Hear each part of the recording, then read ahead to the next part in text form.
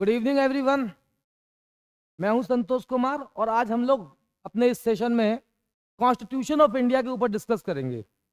Constitution of India का ये पहला लेक्चर है, तो आप डेली आपको ये लेक्चर मिलेगा, तो आप जुड़े रहिएगा। भारत का संविधान, इस अध्याय को समझने से पहले कुछ बेसिक फंडामेंटल उस दौर में हमें चलना होगा 1947 1946 में, कि आखिर ये बनाने की जरूरत क्यों महसूस हुई, क्या कारण थे कि हमने ये संविधान बनाया। तो आप सब जानते हैं कि 200 इयर्स 200 इयर्स का ब्रिटिश रूल था भारत में।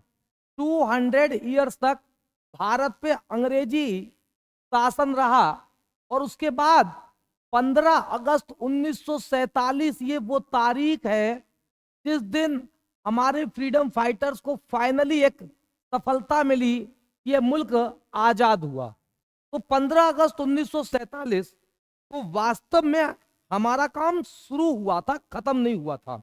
आप देखिए कि 15 अगस्त 1947 को प्राइम मिनिस्टर, जो first prime minister of India बने, पंडित जवाहरलाल नेहरू, उनका स्टेटमेंट क्या है कि बहुत साल पहले हमने एक नियति के साथ एक वादा किया और अब इस समय आ गया है कि हम अपनी प्रतिज्ञा को पूरी तरह से नहीं बल्कि काफी हद तक पूरा करें। स्वतंत्रता और शक्ति जिम्मेदारी लाते हैं। मतलब यहां से जिम्मेदारी शुरू हो रही थी हमारे फ्रीडम फाइटर्स की।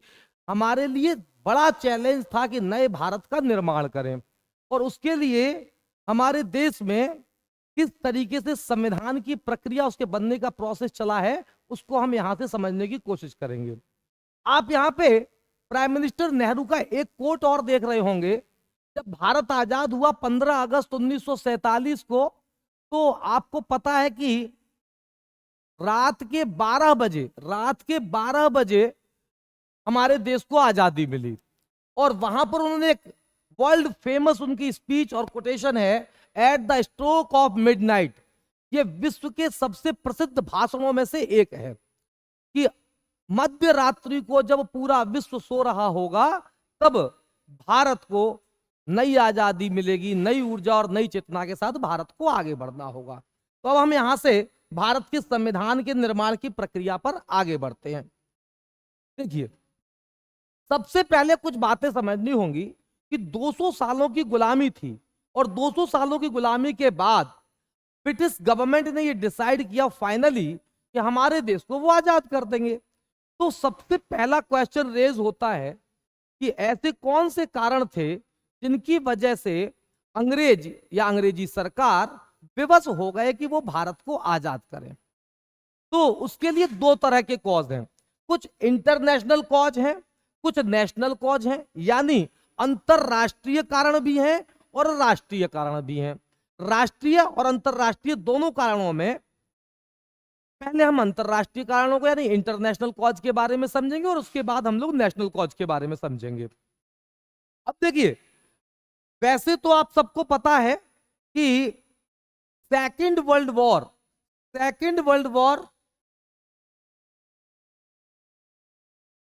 जो पहला कारण है, ये देखिएगा जरा।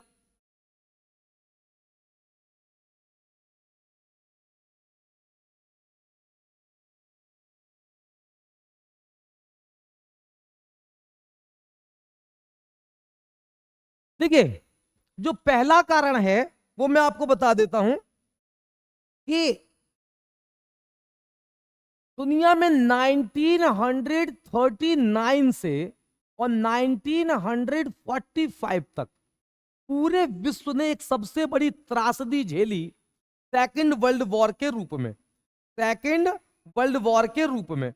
और ये सेकेंड वर्ल्ड वॉर का कॉज आप लोगों को हिस्ट्री में बताया गया है कि क्या कारण थे। फिर भी थोड़ा सा मैं यहां पे हिंट दे देता हूं कि सेकेंड वर्ल्ड वॉर का कॉज क्या था। सेकेंड वर्ल्ड वॉर जो 1939 पे शुरू हुआ, वो जर्मनी के तानाशाह, जर्मनी का एक तानाशाह हुआ जिसको हम एडोल्फ हिटलर कहते हैं। एडोल्फ हिटलर, इसने फर्स्ट वर्ल्ड वॉर के बाद एक ट्रीटी साइन की थी जर्मनी ने। हाँ, ये बात सच है कि जो ट्रीटी थी वर्सैल ट्रीटी, वर्साय की संधि, इस वर्साय की संधि में जो कि 1919 में साइन की गई थी, 1919 में 1919 में साइन की गई थी, किस किसके बीच? तो पावरफुल जितने भी कंट्रीज थे, जिसमें हम कहते हैं मित्र राष्ट्र जिन्हें हम कहते हैं, उनके बीच और जर्मनी के बीच, जिसमें सारी शर्तें जर्मनी को माननी थी। जर्मनी के सिटीजन्स का यह मानना रहा कि ये एक अपमानजनक संधि थी। कैसी संधि थी वर्सैल ट्रीटी? अपमानजनक संधि थी। इसकी वजह से जर्मनी के लोगों के मन में हमेशा ये बात रही कि कहीं ना कहीं पावरफुल कंट्रीज यानी कि जो अलायंस नेशंस हैं, उन लोगों ने जर्मनी के साथ अत्याचार किया है। इस बात का बदला लेने के लिए जब हिटलर 1931 में जर्मनी का चांसलर बना, तो वो इस बात का बदला लेने के लिए उसने प्रयास किया और 1939 में उसने वर्सैल ट्रीटी को तोड़ते हुए पोलैंड, अपने पड़ोसी देश पोलैंड पर अटैक कर दिया, जो कि वर्सैल ट्रीटी की एक पहली और इंपॉर्टेंट कंडीशन या शर्त कही थी कि जर्मनी पहले से किसी देश पर आक्रमण नहीं करेगा। तो सेकंड वर्ल्ड वॉर का अगर कोई आपसे कॉज पूछता है कि क्या है, तो आप कह देंगे कि सेकंड वर्ल्ड वॉर का कॉज है जर्मनी द्वारा पोलैंड पर आक्रमण और वर्साय की ट्रीटी का उल्लंघन। इस वजह से दुनिया में विश्व युद्ध छिड़ गया। और यह विश्व युद्ध कब से कब तक चला आप देख रहे हैं? सितंबर 1939 से 1945 तक।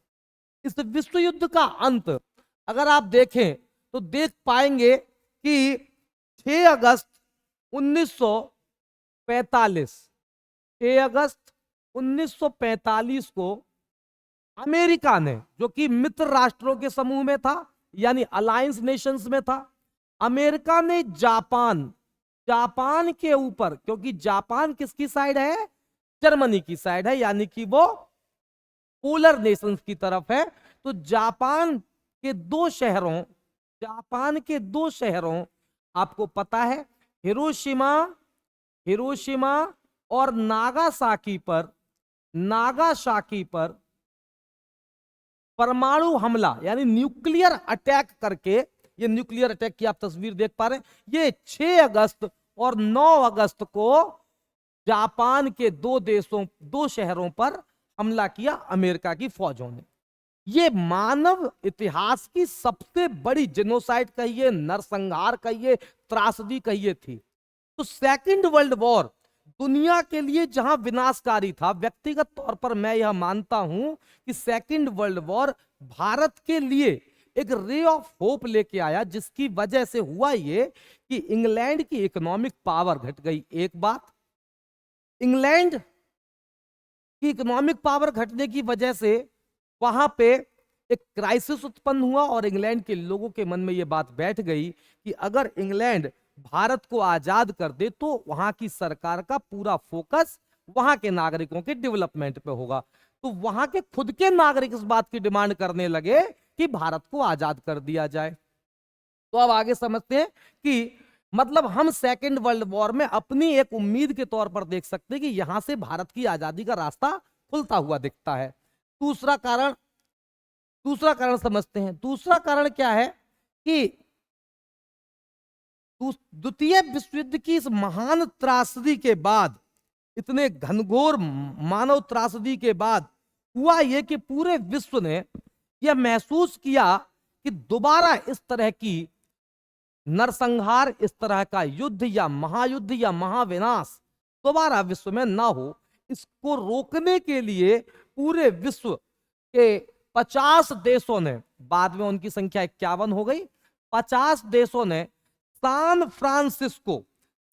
फ्रांसिस्को में एक मीटिंग की, जो कि अगस्त में मीटिंग हुई, सान फ्रांसिस्को सम्मेलन। 50 देशों ने इसमें भाग लिया, बाद में 51 देश हो गए। और इस मीटिंग में यह निर्णय लिया गया कि अंतरराष्ट्रीय यानी ग्लोबल या वैश्विक स्तर पर एक ऐसे संगठन की जरूरत महसूस की गई कि हम उस संगठन से पूरे विश्व में एक सामंजस्य या कोऑर्डिनेशन बनाने की कोशिश करेंगे, जिससे कि आगे इस तरह की घटना ना हो। और हमने एक संगठन की स्थापना की जिसे हम यूनाइटेड नेशंस ऑर्गेनाइजेशन कहते हैं। तो दूसरा सवाल यहां से बनता है कि यूनाइटेड नेशन ऑर्गेनाइजेशन का क्या रोल है भारत की आजादी में, उसको समझेंगे। तो सबसे पहले ये समझ लेते हैं, जरा हमारे एग्जाम के पॉइंट ऑफ व्यू से जो इंपॉर्टेंट बात है कि 24 अक्टूबर 1945 को 24 अक्टूबर 1945 को संयुक्त राष्ट्र संघ की स्थापना होती है, जिसके फाउंडर मेंबर हैं 51, और सम्मेलन में 50 लोगों ने भाग लिया। बाद में 51 फाउंडर मेंबर माने जाते हैं। अगर कोई पूछे संस्थापक देशों की संख्या कि संयुक्त राष्ट्र संघ के संस्थापक देश कितने हैं, तो आप बता देंगे 51। ठीक है साहब। अच्छा, वर्तमान में अगर पूछ ले तो 193 है। इस बात को याद रखिएगा एग्जाम के पॉइंट ऑफ व्यू से। यूएनओ के कितने मेंबर हैं, और सबसे लास्ट में जुड़ने वाला जो सदस्य है वो आप दक्षिणी सूडान, साउथ सूडान याद रखिएगा, साउथ सूडान याद रखिएगा, सबसे लास्ट में जुड़ने वाला। तो ये करंट से अगर कोई क्वेश्चन पूछेगा, स्टैटिक से पूछेगा, तो आप बता देंगे। यूएनओ का हेडक्वार्टर पूछ ले अगर, तो यूएनओ का हेडक्वार्टर आप जानते हैं कि न्यूयॉर्क में है, न्यूयॉर्क में है संयुक्त राष्ट्र संघ का। और ये उसका लोगो है जहां पे जैतून की पत्तियां हैं और पूरे विश्व का एक भूमंडल का चित्र यहां पर दिया हुआ है। ये बताता है कि पूरे विश्व की प्रोटेक्शन करने के लिए है। तो संयुक्त राष्ट्र संघ की स्थापना एक अच्छे उद्देश्य के लिए, विश्व शांति के लिए, विश्व शांति के लिए की गई थी। विश्व में शांति व्यवस्था के लिए की जाए। एक बात ध्यान रखिएगा, ऐसा नहीं है कि अंतरराष्ट्रीय लेवल पर यह पहला प्रयास किया गया था। यह प्रयास वर्ष 1919 में प्रथम विश्व युद्ध के बाद भी किया गया था, और राष्ट्र संघ नामक संस्था की स्थापना की गई थी। राष्ट्र संघ की स्थापना की गई थी, जो कि अपने उद्देश्यों को पूरा करने में सफल नहीं रहा। अब आते हैं यहां पे कि इस यूएनओ की स्थापना के बाद हो यह गया कि इन्होंने एक शर्त रख दी कि अब कोई भी देश दूसरे देश को गुलाम बना करके नहीं रख सकता। आइए अगले कॉज पे चलते हैं। तीसरा कॉज क्या है? भारत की आजादी का। जैसा कि मैंने आपको बताया कि भारत की आजादी में सेकंड वर्ल्ड वॉर का बहुत इंपॉर्टेंट रोल है। सेकंड वर्ल्ड वॉर की वजह से इंग्लैंड में आ गया क्राइसिस। कैसे आया, थोड़ा उसको डिटेल में समझते हैं। तो सबसे पहला प्रश्न जो आपके एग्जाम के पॉइंट ऑफ व्यू से इंपॉर्टेंट है, वो ध्यान रखिएगा। सेकंड यानी द्वितीय विश्व युद्ध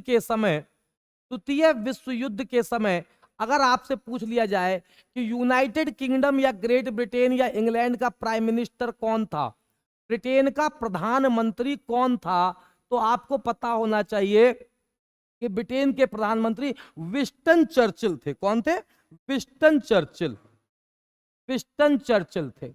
ये विंस्टन चर्चिल भाई साहब वही हैं जिन्होंने गांधी जी को नंगा फकीर कह दिया था।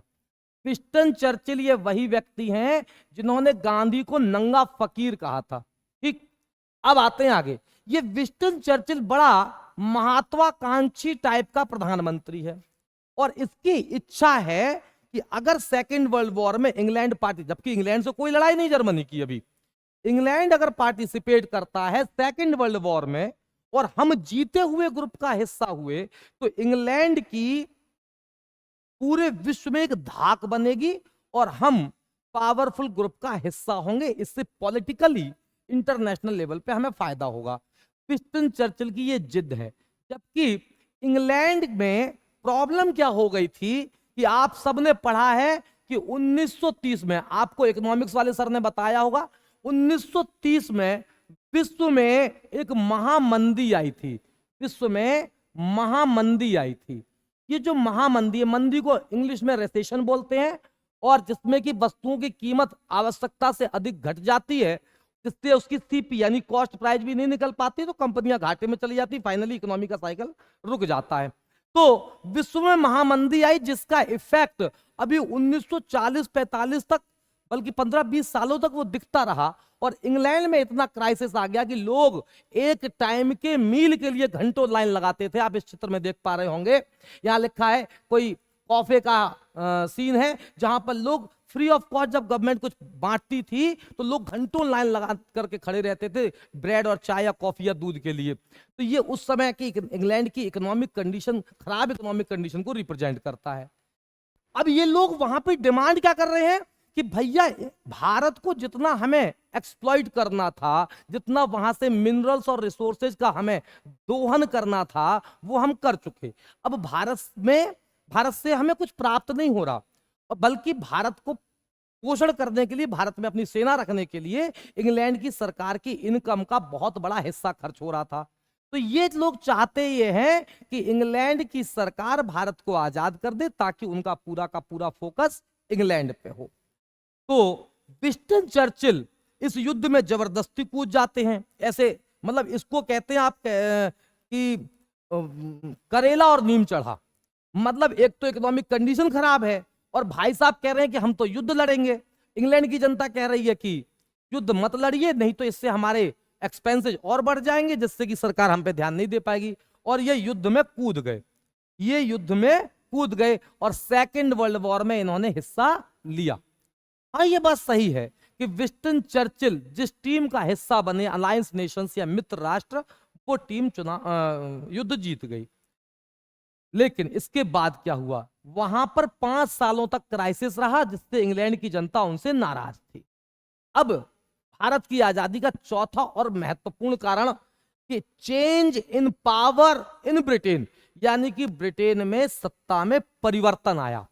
सत्ता परिवर्तन का क्या मतलब है कि ब्रिटेन में जो हमारे अभी हमने देखा कि जो प्रधानमंत्री थे वो कौन थे भाई साहब, Winston Churchill. Winston Churchill was the prime minister of Britain during second world war. Second world war के समय ब्रिटेन के प्रधानमंत्री विंस्टन चर्चिल था। इन्होंने ही गांधी जी को नंगा फकीर कहा था। गांधी को नंगा फकीर कहा था। ये सेकेंड वर्ल्ड वॉर में कूद गए थे ब्रिटेन की इच्छा के, लोगों की इच्छा के विरुद्ध। 1945 में युद्ध समाप्त हो गया, युद्ध की समाप्ति हो गई। लेकिन दुर्भाग्य से, विंस्टन चर्चिल के दुर्भाग्य से और भारत के सौभाग्य से, उस साल ब्रिटेन में आम चुनाव होने थे, जैसे इस साल हमारे यहां होने हैं। ब्रिटेन में आम चुनाव यानी कि जनरल इलेक्शन होना था। जनरल इलेक्शन होना था, जैसे इस साल हमारे यहां 2024 में 18वीं लोकसभा के लिए चुनाव होने वाले हैं, जिसकी घोषणा आने वाले कुछ समय में चुनाव आयोग करेगा, आप सबकी नॉलेज में। तो ब्रिटेन में आम चुनाव हुए और आम चुनाव में हुआ ये कि विंस्टन चर्चिल युद्ध तो जीत गए मगर चुनाव हार गए और ब्रिटेन में आई एक नई सरकार, लेबर पार्टी की सरकार।